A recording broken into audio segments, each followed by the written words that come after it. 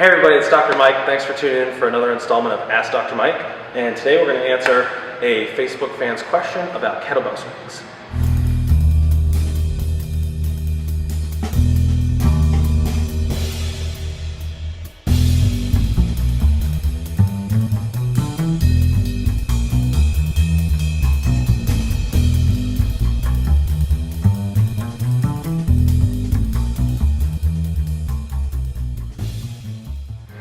So today we're at CrossFit Lionheart in State College, Pennsylvania with my training partner and certified strength and conditioning specialist, Todd Bumgardner. And we're going to answer a Facebook fan's question about kettlebell swings. And so they were wondering, how do you properly do a kettlebell swing and how do you do it without hurting their back? And I think this is a concern for a lot of people because everybody's swinging kettlebells, right? Kettlebell swings are probably the most popular movement for a kettlebell, but if you do it wrong, I think due to like the speed and acceleration of the weight that you got flying around between your legs, that you could get hurt. So Todd's going to help us show how to do it the right way so we don't get injured. Sure. So the first thing to understand about a kettlebell swing, and it's a big misconception, so if you see people doing it in the gym, it's not a squat, it's a deadlift, right? So that's what you want to think about. The goal of a kettlebell swing is to load the hips and the posterior chain, which is comprised of the hamstrings, the glutes, and the low back. So what we're going to do is we're actually going to start by doing a kettlebell deadlift to teach the proper position, okay? So what I'm going to have Dr. Mike do is set up right here. The kettlebell is going to be in between his legs. Oh, you're going to want to turn that. Good. Yep. And what he's going to do is sit his hips back and get into a good deadlift position. From here, this is the bottom of the swing position, so we want to learn how to get here before we actually swing the kettlebell. What I'm going to have him do is just keep his chin here the whole time. He's going to keep his chin in this position, neutral. This is also called the neck pack position. So from here, he's just going to deadlift the kettlebell. Good. Right back down. And again, good.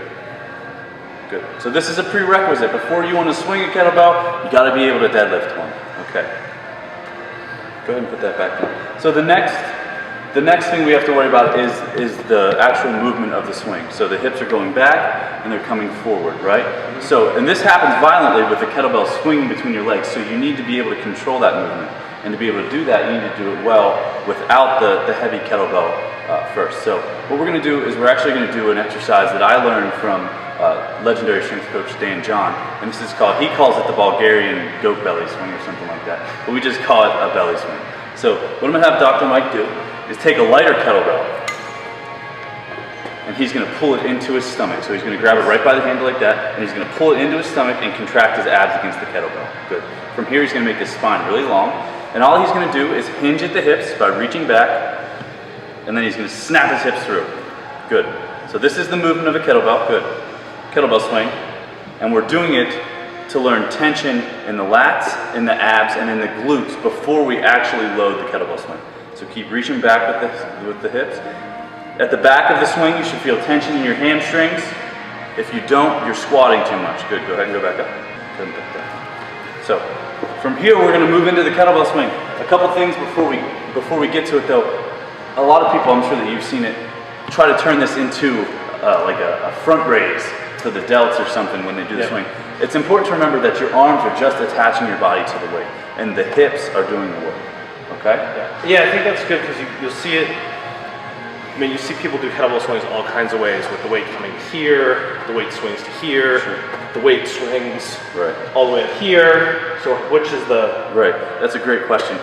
You know, we're at a CrossFit gym and they do a lot of the overhead swings, but that isn't the traditional kettlebell swing, and it's not the one that I really have my folks train. So that's like almost a different movement. It is, it's a completely different movement. And you want to, if you want to do the traditional, what they say, Russian kettlebell swing, what you want to do is get the weight to level so everything comes in a straight line. So your arms from your shoulder out should be in a straight line, and the kettlebell should follow in a straight line from that.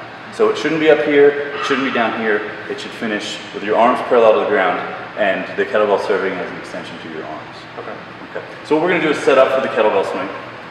So one thing that you're going to see that's a common misconception, that this is the wrong way to do things. I'm going to give you a little disclaimer, but what I want you to do is just stand over the kettlebell and pick it up, and now start to swing your hips back and forth until you get some momentum. Good.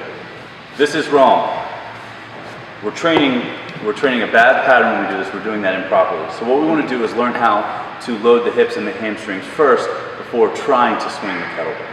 So what we're going to have you do is give yourself some room from the kettlebell. So back up. Good. Now, what I want you to do is twist your feet into the ground. Out. There you go. Like, so your knees go out and you feel some tension in your hips. From here, I want you to sit back, sit your hips back, and reach out and grab the kettlebell. So from this position, he can immediately go into the bottom position of the swing without having to do anything else, but pull the kettlebell between his legs. So I want you to tilt it back first. Oh, tilt it back. Yep, tilt it back. Good. Now pull it between your legs. Snap your hips. Good. Good. What I want you to do is keep your chin tucked the whole time now. So what Dr. Mike's going to do is 1 rep at a time. Good. Good. Notice how he's pushing his hips back. It's a deadlift, not a squat. He's loading his hamstrings. He's not lifting the kettlebell. And he's swinging it until the kettlebell and his arms are parallel with the ground. Those are the key points. I mean, it's not a very difficult movement. It's simple, but to master it takes a few key concepts. So there's really, I guess if you're concerned about hurting your lower back when you're doing it properly, sure, you don't even feel your lower back. No, you shouldn't. You should feel all the tension in your hamstrings and your glutes and in your grip. Okay, so that's another key thing is when you start to level out with the kettlebell, make sure you grab it hard, squeeze it, and that'll activate the big muscles in your back as you activate your hips, and it'll keep that tension off of your low back. And this is a movement where you should be in control the whole time. Absolutely. Well, it's swing, like suggests like swinging on a swing where it's like this free flinging of a weight. It's really very controlled. You're always in control. And I know that some of the master kettlebell guys, the Strong First, RKC, they talk about controlling your breathing as you do the swing. So as you pull back, breathe in. As you come out, it's a strong exhalation out, and coordinating your breathing with it just is another level of control with the swing. Okay. That's going to wrap it up for this video. If you have any questions for myself or for Todd about kettlebell swings, you can just post them below this video or post them at microcell.com in the comment section. Make sure to subscribe to my YouTube channel at youtube.com/microcell and come back every Friday for a new Ask Dr. Mike video.